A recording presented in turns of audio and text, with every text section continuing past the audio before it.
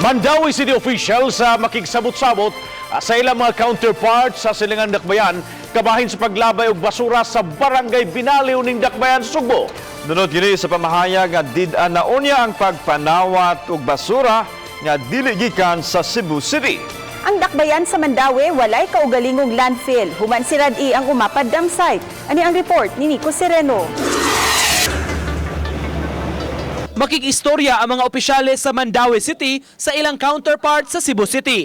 Kabahin kini sa isyu sa labayanan sa basura.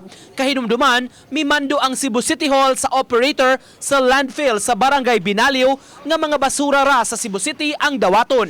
Apan ang maong landfill nagdawatan sa basura sa Mandawi City ug ubang mga LGUs humansab nga gisirad-an ang laing pasilidad sa Konsolasyon. Hatagan pahinuon og higayon ang ubang LGUs nga mangita gyud og kalabayan. Apan malaumon ang Mandawi City nga maresolba ra ang isyu.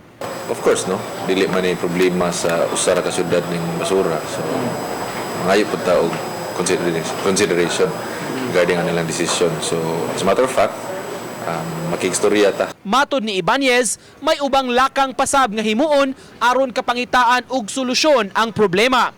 Walay landfill facility ang Mandawi City ug di na sab kalabayan ang ilang kanhi dump site. Ngita lang ta og mga solusyon ana nga problema. Usa is makikstorya putas din for possible alternatives. Unya ongoing gihapon ang ato paglabay sa ato ang mga residual waste.